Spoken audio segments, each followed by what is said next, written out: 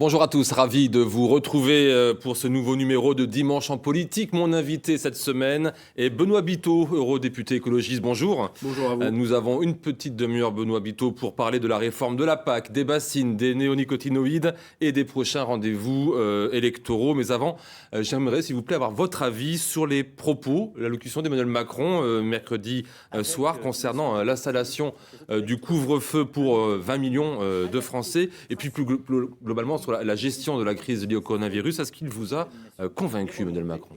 Non, je ne suis pas convaincu. Moi, sûrement parce que je dois être un homme de la terre, mais expliquer à des restaurateurs qui peuvent recevoir des gens à midi avec un protocole sanitaire et leur dire à 20h avec le même protocole sanitaire, ça ne marche plus, je comprends pas bien. Non, je comprends pas bien. Et puis après... on voit bien, j'ai écouté encore ce matin le responsable de la clinique d'Hénin-Beaumont qui demande à ce que les moyens soient mis en œuvre pour soutenir le personnel médical, le personnel des hôpitaux, et les mesures sont pas à la hauteur de l'enjeu. Donc c'est pas convaincant, non, c'est pas convaincant. Est-ce que on voit ici et là, par rapport à ce qui se passe, des références à 1984, le livre de George Orwell Est-ce que vous faites partie de ces Français qui font ce parallèle avec un peu Big Brother qui nous enlève de plus en plus de liberté? Je vais pas jusqu'à George Orwell et Big Brother, mais il y a quand même, je pense, une forme d'opportunité, ou de l'opportunisme en tout cas, à saisir cet épisode sanitaire pour effectivement s'attaquer à un certain nombre de libertés. Moi, je pense que sans cette crise sanitaire, les crises sociales seraient sur la table, il y aurait sûrement des mouvements populaires, et je pense que le coronavirus a bon dos, ouais. Sans être très froid, hein, sans être complotiste, hein. Je pense que je parle plutôt d'opportunisme, moi. L'annulation du prochain salon de l'agriculture pour cause d'ailleurs de Covid-19 a des conséquences sur le moral des agriculteurs. C'est ce qu'on a pu lire cette semaine dans les colonnes de nos confrères de Centre Presse. Est-ce que ça peut avoir d'autres impacts dans le monde agricole qu'une baisse de morale ? J'y crois pas. Non, c'est vrai que c'est le rendez-vous des agriculteurs. Alors moi, j'ai toujours du mal parce que c'est aussi le rendez-vous des gros lobbies de l'industrie phytopharmaceutique autour de l'agriculture, de l'industrie agroalimentaire. Donc je suis toujours un peu mitigé sur le salon de l'agriculture, mais je peux pas contester que c'est le rendez-vous où les agriculteurs se retrouvent, se rencontrent une fois par an. Et je pense que c'est un moment où effectivement, c'est un point d'étape du bilan de l'année qui vient de s'écouler, de la prochaine année qui arrive. Et je pense que ça peut jouer sur leur morale. Sur la vitrine aussi, le fait que ce Absolument. soit, pour une fois, il y a des urbains, des parisiens. Oui, c'est ça, c'est la réconciliation des agriculteurs et des urbains. Et on le voit, il y a quand même aujourd'hui une défiance du monde urbain à l'égard de l'agriculture. Et je pense que c'est un moment, même si tout ce qui s'y passe, j'adhère pas, c'est quand même un moment où il y a cette communion là, entre le monde agricole et le monde urbain. Et oui, sur le moral, je pense que ça peut impacter. Ouais. Dimanche dernier, vous participiez dans les Deux-Sèvres à la manifestation organisée par le collectif Stop Bassines. Il y avait également José Bové, Yannick Jadot et un certain Jean-Luc Mélenchon. On en parle juste après ce reportage. Jean-Luc Mélenchon! Le chef de file des députés France Insoumise, invité très attendu par les opposants au projet de réserve de substitution. Autant dire que quand on a appris que tu venais, Jean-Luc, eh ben, ça a changé de dimension, hein, cette histoire. Au cœur de la bataille de l'eau, Jean-Luc Mélenchon choisit son camp. Car la meilleure réserve, c'est pas la bassine, c'est le sol lui-même. Une visite dans les Deux-Sèvres pour le député des Bouches-du-Rhône, commencée un peu plus tôt le matin à Saint-Hilaire-la-Palud. Salut José, salut toi. Salut Jean-Luc. Avec José Bové ou l'eurodéputé écologiste Benoît Biteau, petit tour en barque sur les canaux du Marais sauvage. Puis direction la Plaine et la découverte d'une réserve d'eau pour l'irrigation du maïs. On saccage, on crée des situations irréversibles dans la nature et après, soit on abandonnera tout, soit il faudra à nouveau imaginer des choses de plus en plus destructrices pour compenser ce qui devra être reconstruit. Autant d'élus de la République présents lors d'une marche du collectif Bassines Non Merci, c'est une première. C'est pas ça qui me fait venir ou pas. Maintenant qu'il soit là au niveau politique, c'est bien parce que je pense que c'est ce qui permet aussi de toucher la masse et permettre de faire passer des messages. Au moins, il y a d'autres personnes qui écoutent à part les gens du coin justement, donc pourquoi pas, peut-être que ça va faire changer les choses. Un combat qui rapproche deux figures de l'opposition française, Yannick Jadot, Jean-Luc Mélenchon, se sont parlé en public quelques minutes à peine. Bon courage. José Bové, Benoît Biteau et moi-même, ça fait des années qu'on est là, donc on est là à chaque fois. Tant mieux s'il y en a d'autres qui nous rejoignent. Plus on est nombreux et plus on a de chance, on se donne la capacité de gagner. Fort de ces soutiens politiques d'envergure, les leaders du mouvement contre les projets de réserve d'eau dans le Marais Poitevin espèrent bien avoir mené leur ultime bataille. Retour sur le plateau de dimanche en politique avec Benoît Biteau, député Europe Écologie Les Verts, député européen Europe Écologie Les Verts. À l'avenue de Jean-Luc Mélenchon dimanche dernier, est-ce qu'elle vous a fait plaisir? Oui, tous les moyens qu'on pourra trouver de soutien politique sur ce sujet-là sera le bienvenu. Je reprends exactement ce que dit Yannick Jadot. Nous, on est des acteurs de la résistance à ces projets-là, historiques. Moi, j'ai commencé à m'inquiéter des projets de bassines il y a 15 ans. J'ai recherché justement avant cet événement de dimanche. Donc, même si c'est un soutien qui arrive un peu à la fin, oui et non, parce que Loïc Prud'homme, par exemple, qui est aussi un député insoumis, il est là depuis le début et on l'a toujours croisé sur ce rassemblement. Il vient représenter un mouvement qui, de toute façon, existe dans le mouvement de résistance aux bassines. Donc, c'est sans surprise. Je pense que le fait que nous, on fasse venir des têtes d'affiche, José Bové, et voilà, il a passé le week-end avec moi, Yannick Jadot, faisait qu'il fallait qu'effectivement il y ait une réponse aussi de cette formation politique. Mais bienvenue, quoi. C'est la convergence des luttes, d'autant plus que le projet qui est développé dans le Marais Poitevin, si le protocole du Marais Poitevin est développé et qu'il est présenté comme exemplaire, ce sera le support des projets qui vont venir derrière. Il y en a 200 projets en Poitou-Charentes. Jean-Luc Mélenchon, c'est un écologiste aujourd'hui ? Je ne sais pas s'il est écologiste, mais il a effectivement des fondamentaux écologistes sur l'eau, sur la mer. C'est des sujets qu'il attrape avec sincérité, je pense. On va parler des bassines, bien sûr, mais on a bien vu que les relations entre les deux probables candidats à la présidentielle, que sont Jean-Luc Mélenchon et Yannick Jadot, sont, on va dire, un peu crispées. Est-ce que, néanmoins, l'écologie peut rassembler la gauche en vue de ces élections présidentielles? Parce que c'est là-dessus que la gauche peut se rassembler. Je change le verbe, c'est l'écologie doit permettre de rassembler la gauche. C'est-à-dire qu'aujourd'hui, les défis contemporains que nous devons relever quand nous faisons de la politique, pour pouvoir regarder droit dans les yeux les générations futures, c'est le défi de l'écologie. On ne peut pas se revendiquer humaniste et piétiner l'écologie, c'est pas possible, par exemple. Donc on ne peut pas se revendiquer d'un mouvement social et piétiner l'écologie. Aujourd'hui, c'est l'enjeu central. Plus rien ne sera possible si on ne s'attaque pas frontalement au problème du climat, si on ne s'attaque pas frontalement à l'effondrement de la biodiversité. Donc c'est pas peu, c'est doit. Le projet, l'écologie doit être le support d'un rassemblement des gens qui se revendiquent de l'humanisme. Alors concernant les retenues d'eau, ou autrement dit bassines, je vous propose d'écouter ce qu'en disait dimanche dernier sur notre antenne Alain Rousset, le président de la Nouvelle-Aquitaine. On l'écoute. Comment voulez-vous qu'un horticulteur ou celui qui fait ses salades, des carottes, etc., puisse fonctionner sans eau? C'est pas possible. Le problème, c'est le partage de l'eau. Ce sera la question fondamentale des prochaines années, ça. À des insectes. C'est pour ça que j'ai demandé à Alain Dupuis, qui est un scientifique reconnu, de mettre en place un groupe de travail, de telle sorte qu'on arrive à un consensus, parce que quand je discute avec mes amis de LV, ils ne sont pas contre les réserves. Simplement, c'est la conditionnalité des réserves. Eh bien justement, on va en parler de vos amis. Un consensus est possible ? Je ne sais pas s'il est possible, ça va dépendre de ce qui va sortir de ce groupe de travail, mais moi j'ai envie de dire enfin. C'est-à-dire que quand on manœuvre autant d'argent public autour de projets, quand on parle d'une ressource qui, dans l'article 1 de la loi sur l'eau, dit que c'est patrimoine commun, enfin, il est grand temps même de réunir les scientifiques sur ce sujet-là, de manière à ce que le projet soit irréprochable. Vous avez l'impression qu'Alain Rousset commence à changer un petit peu son point de vue par rapport aux bassines ou pas ? Mais on l'espérait, on l'attendait, et bienvenue. Enfin, tant mieux s'il change vraiment de point de vue, parce que finalement, l'équation, elle n'est pas très dure. On a des données scientifiques qui peuvent nous permettre d'objectiver le sujet sur ce débat-là, et donc que des scientifiques viennent étayer le propos, c'est le bienvenu. C'est urgent, parce que quand on met autant d'argent public, je parlais en Poitou-Charentes de 200 retenues qui sont dans les cartons, c'est 350 à 400 millions d'euros.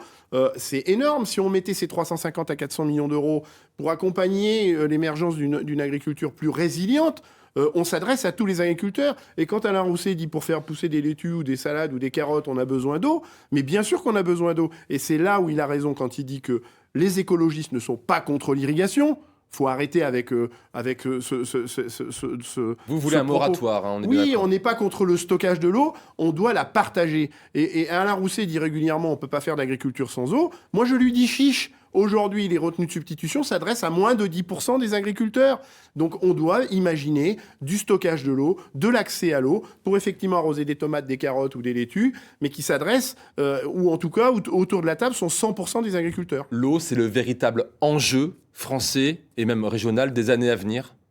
L'eau et le climat, c'est-à-dire que l'eau, la problématique de l'eau, c'est une problématique qui est la conséquence directe du changement climatique. Et donc, c'est pour ça que je parlais des 350 à 400 millions d'euros pour accompagner une agriculture plus résiliente. Parce que l'agriculture qui occupe 70% des espaces tout autour de nous est l'activité qu'on doit radicalement engager dans la séquestration de gaz à effet de serre et dans l'atténuation du changement climatique. Et avec 350 à 400 millions d'euros, on peut valablement accompagner cette transition-là. Et donc, l'eau sera un sujet beaucoup plus facile à gérer si on s'attaque frontalement à la problématique du climat.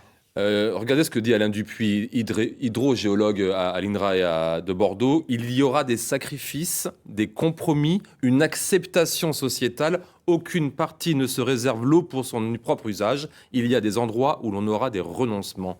Est-ce que vous êtes d'accord avec ça ? Oui, Alain Dupuis a raison là-dessus, mais on a quelque part une feuille de route, et la feuille de route, elle est donnée par la loi, c'est-à-dire que j'ai fait référence à la loi sur l'eau, article 1, l'eau et patrimoine commun, mais dans l'article 2, il y a une référence au Code de l'environnement qui hiérarchise les usages de l'eau. Premier usage, accès à l'eau potable en quantité et en qualité satisfaisante. Deuxième usage, le bon état des milieux aquatiques. Quand on parle du Marais Poitevin, deuxième zone humide de France, on doit s'attacher à ce que l'eau, pour que cette zone humide reste une zone humide, soit disponible pour le faire. Et avec les quantités de bassines qu'on a dans les cartons, c'est pas le cas. Et le troisième usage, et c'est seulement le troisième, c'est l'eau économique. Et donc, il faudra effectivement faire les renoncements nécessaires pour au moins respecter le Code de l'environnement. Et dans l'équation, je finis juste avec ça, dans l'équation, si on enlève la production de maïs irrigué, on règle pratiquement tous les sujets. Donc finalement... Qui a déjà baissé la production de maïs dans notre région. On part de tellement loin. Si demain on arrête d'irriguer le maïs, on a de l'eau pour irriguer les laitues, les tomates et les carottes. Un mot sur les néonicotinoïdes. Les députés ont donc voté la semaine dernière, malgré de fortes oppositions. On peut le voir, la réintroduction partielle de ces pesticides dits tueurs d'abeilles pour la culture de la betterave. Benoît Biteau, est-ce que les lobbies agrochimiques sont définitivement les plus forts ? Ben là, en tout cas, ils ont gagné. Je ne sais pas s'ils sont les plus forts, mais ils ont gagné. Et je reviens sur ce que je vous ai dit tout à l'heure. Quand on est élu, qu'on est les garants de la bonne gestion des politiques publiques et donc de l'argent public, on doit réfléchir avant de céder à la pression des lobbies. Ça veut dire quoi que Barbara Pompili et Julien Denormandie, respectivement ministres de la transition écologiste et ministre de l'Agriculture, sont aux ordres des lobbies ? En tout cas, ils ont cédé sur des arguments qui sont aujourd'hui éculés, qui sont bloqués dans le XXe siècle. Moi, j'ai fait un déplacement chez un betteravier dans le nord de la France avec Yannick Jadot et Claude Gruffat, qui est l'ancien président des Biocoop.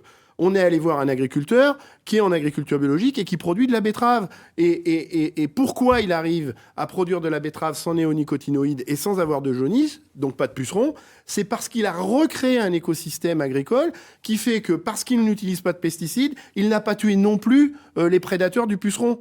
Et donc, quand on utilise des pesticides, on tue les pucerons, certes, mais on tue tout l'écosystème, et en particulier les prédateurs du puceron. Et donc lui, avec des haies, de l'agroforesterie, eh bien, il a un stock de prédateurs de pucerons qui fait qu'il n'a pas de jaunisse. Julien Denormandie a été interpellé mercredi dernier lors des questions d'actualité à l'Assemblée nationale par votre député, Olivier Falorni. Ce dernier lui reproche de privilégier les agriculteurs à la préservation des milieux. Écoutez la réponse du ministre de l'Agriculture. Est-ce que, monsieur le député, un jour, vous pourrez arrêter d'opposer agriculture à environnement? Cela ne fait aucun sens. Cessez d'opposer l'agriculture à l'environnement. Cessez d'opposer les uns avec les autres. Acceptez qu'on travaille de concert, la ministre de l'écologie et moi-même. Vous savez, monsieur Falorni, un agriculteur, ça vit de la terre, ça chérit le sol, ça vit de l'environnement, ça chérit l'environnement. Les agriculteurs, monsieur le député, ils étaient écologistes avant même que vous ne deveniez écologiste. Elle est là, la réalité. Alors arrêtez de les opposer. Cela ne fait aucun sens. Benoît Biteau, votre réaction, s'il vous plaît. Joli discours qui tente de vouloir faire porter aux agriculteurs une image d'Épinal qui n'existe plus. Je regarde par exemple le plan Écophyto 2018 qui, entre 2008 et 2018, devait engager l'agriculture dans 50% de réduction de l'usage des pesticides. Et en 2018, 10 ans après, 710 millions d'euros après, on a augmenté la dépendance aux pesticides de 25%. De 25%. Donc non seulement on n'a pas commencé à amorcer la décrue annoncée par le plan Écophyto, mais on a mis 710 millions d'euros sur la table pour constater l'exact inverse. Donc ça, c'est des incantations, ça, c'est des propos qui j'insiste, tentent de vouloir donner une image d'Épinal de l'agriculteur, mais les faits sont têtus, les chiffres sont têtus, et aujourd'hui, eh bien, Vincent Bretagnol, par exemple, au CNRS de Chizé, nous dit que 70% des insectes ont disparu à cause de l'usage des substances de synthèse en agriculture, 40% des oiseaux ont disparu à cause de l'usage de synthèse, l'usage de substances de synthèse, pardon. En une vingtaine d'années. Voilà, donc les incantations, ça va 5 minutes, mais on fait pas de la politique publique avec des incantations. Benoît Biteau, dans quelques jours, les députés européens vont devoir voter la nouvelle réforme de la PAC, la politique agricole commune, pour la période 2021-2027. Quelles sont les caractéristiques de cette nouvelle PAC que vous refusez visiblement? Oui, je la refuse et frontalement encore.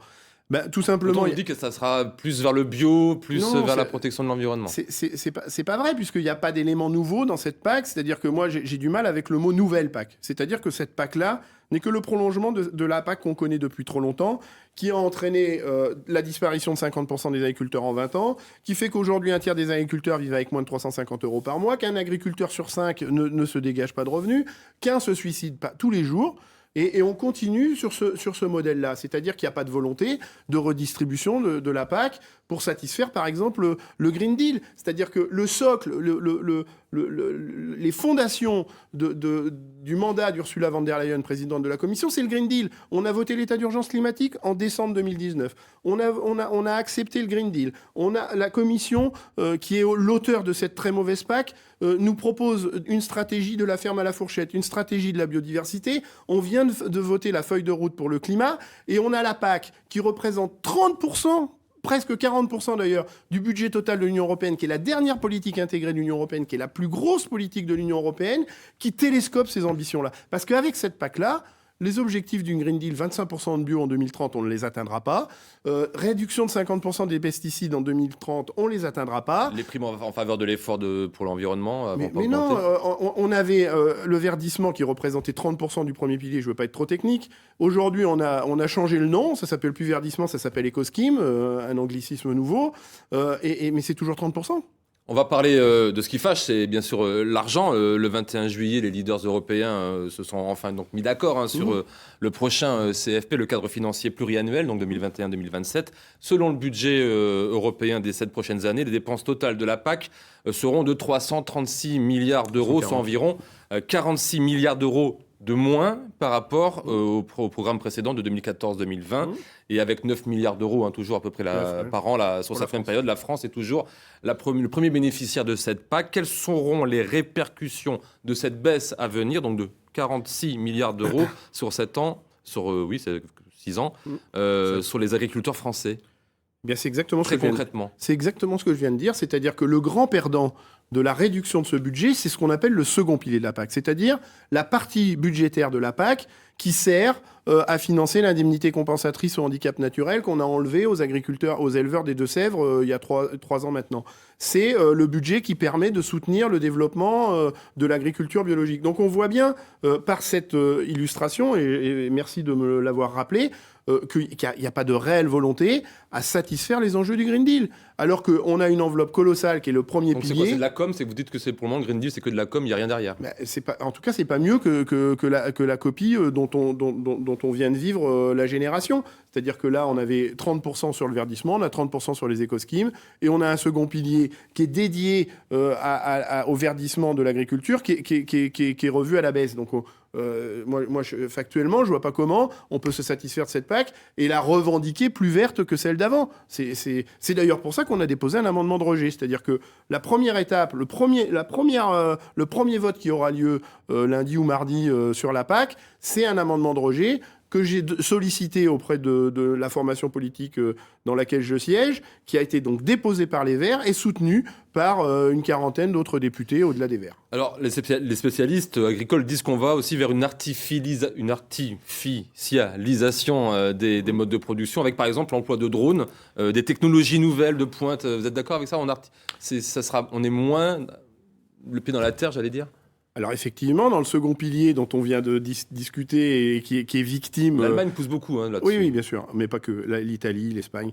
Le second pilier dont on vient de discuter, qui se trouve arbitré sur les enjeux de verdissement, sera en grande partie mobilisé sur des investissements de cet ordre-là, de nouvelles machines. C'est ce qu'on appelle la digitalisation de l'agriculture. Mais derrière la digitalisation de l'agriculture, on a toujours les mêmes acteurs, ceux qui, par la digitalisation de l'agriculture, veulent continuer d'utiliser des pesticides. Alors ils nous disent c'est de la réduction de dose, sauf que la réduction de dose, c'est un argument éculé. On sait aujourd'hui que les pesticides posent problème, non pas par rapport à la dose d'exposition, mais par rapport à l'exposition, quelle que soit la dose. C'est le cas des perturbateurs endocriniens, par exemple, qui sont nettement plus dangereux à faible dose qu'à grande dose. Donc toutes les stratégies qui visent à la réduction des pesticides sont déjà des stratégies d'un autre temps. Il nous reste quelques minutes, Benoît Biteau, pour parler des élections régionales qui auront lieu l'an prochain. Normalement. Si tout va bien. Et justement, Emmanuel Macron semble en effet réfléchir, il n'y a pas que lui d'ailleurs, à un possible report d'1 an des régionales et des départementales. Plusieurs personnes y sont favorables. Et vous? Moi, je suis pas devin. Je sais pas quelle sera la situation sanitaire au mois de mars, puisque normalement c'est au mois de mars. Ce qui est sûr, c'est qu'il faut pas revivre cette démocratie, on va dire, altérée des élections municipales. Il ne faut pas revivre ça. Hein. Mais on sait très bien aussi que ces élections régionales sont des élections intermédiaires qui souvent sont défavorables au pouvoir en place. Oui, mais il y a sûrement, ça valide un peu l'opportunisme dont je parlais tout à l'heure. Il y a une forme d'opportunisme à dire on a une crise sanitaire, il faut peut-être envisager de déplacer ces élections locales. Moi, je comprends pas comment 6 mois avant, on est capable de dire on ne pourra pas organiser ces élections. Alors, que ce soit sur la table, envisagé en cas de crise sanitaire, je pense que c'est opportun, de manière à éviter qu'on assiste à une campagne électorale et à un jour de scrutin qui participe à une démocratie dégradée. Voilà. Vous avez été élu il y a 6 ans conseiller régional radical de gauche, allié d'Alain Rousset. Vous étiez pressenti pour être vice-président en charge de l'agriculture. Ça n'a pas été le cas. Et depuis, vos rapports avec le président de la région sont assez frais, on va dire. Ça va mieux ? Ça dépend des sujets. Ça dépend des sujets.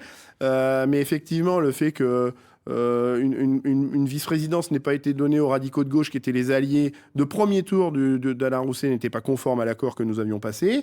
Ça a justifié la création d'un groupe politique à la région qui s'inscrivait dans la majorité, mais avec une liberté de ton, une liberté de parole, justement parce qu'il y avait eu cet incident en début de mandat. Il y a des sujets sur lesquels il n'y a pas l'épaisseur d'une feuille de cigarette. Puis il y a d'autres sujets, on a parlé de l'eau par exemple, où là, en tout cas moi, je ne suis pas tout à fait sur la même ligne que le président. La Genèse Marie Scombre a été choisie par les militants d'Europe Écologie Les Verts pour faire partie de l'équipe avec le Girondin Nicolas Thierry, pour mener la liste au régional, 2 représentants aquitains.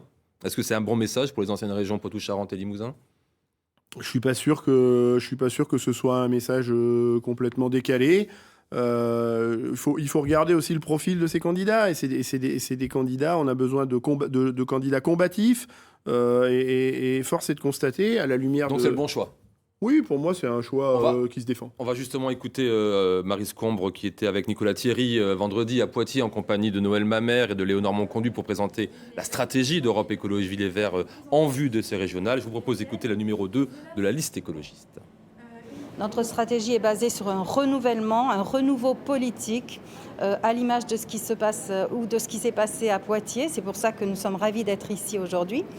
C'est de l'ordre du symbole. Même si les écologistes sont à l'initiative de vouloir porter cette nouvelle région écologiste, bien évidemment que nous souhaitons rassembler, que nous sommes justement pour parler, pour construire un socle commun, un programme commun où vraiment tout le monde se retrouvera sur cette ligne de départ et nous laisserons la place à tous ceux qui veulent nous rejoindre. Alors, on accepte beaucoup de monde, on la joue collectif. Est-ce que les écologies de Nouvelle-Aquitaine sont en train de tenter un Poitiers collectif au niveau régional qui a réussi pour Poitiers? Et pourquoi pas? Pour les écologistes de Poitiers. Et pourquoi pas? Enfin, on le disait tout à l'heure, l'écologie doit être... Monsieur Villain, vous disiez tout à l'heure, est-ce que l'écologie peut rassembler la gauche? À gauche. Je dis, l'écologie doit rassembler à gauche. Et il faut réfléchir ça à l'échelon de Nouvelle-Aquitaine, il faut réfléchir ça à l'échelon de avec davantage d'horizontalité comme font les collectifs, hein, c'est ça. On n'a pas trop quelqu'un en tête. C'est vraiment plus une autre façon de faire de la politique, en tout cas, visiblement plaît. Mais il y a des talents à gauche. Ici, en région Nouvelle-Aquitaine, ils sont écologistes. Dans d'autres régions, ils sont peut-être pas écologistes, mais les écologistes peuvent peut-être se retrouver à se ranger derrière. Mais ce qu'il faut mettre en avant, c'est des talents. Des gens qui ont la faculté de pouvoir piloter une région, la faculté de piloter un département, parce qu'on n'a pas parlé des départementales, et que derrière des personnes qui ont suffisamment de talent pour conduire une région, il y a une équipe forte. Et c'est ce qu'a réussi Léonore. Léonore, moi, il y a très longtemps que je dis que cette fille est brillante et qu'elle elle peut faire une carrière politique importante, qui prendra peut-être une dimension nationale, mais c'est déjà beaucoup qu'elle ait pu gagner la ville de Poitiers. Eh bien, c'est cette expérience-là qu'il faut effectivement reproduire à l'échelon des régions, à l'échelon des départements. Avec le même alignement des planètes, c'est ça qui va être peut-être plus compliqué. Mais là, encore une fois, je suis pas devin. devin. Ce n'est pas forcément Alain Claes. Oui. Mais voilà, moi je laisse on termine dessus, voilà. là-dessus. Merci beaucoup, c'est la fin de cette émission. Merci Benoît Biteau d'avoir accepté notre invitation. Pour voir ou revoir ce numéro de Dimanche en politique, il vous suffit de vous rendre sur notre site internet. La semaine prochaine, je recevrai un autre Charentais-Maritime en la personne de Dominique Bussereau. Pour l'heure, place au journal de la mi-journée présenté par Florent Loiseau. Excellente journée à toutes et à tous et à la semaine prochaine.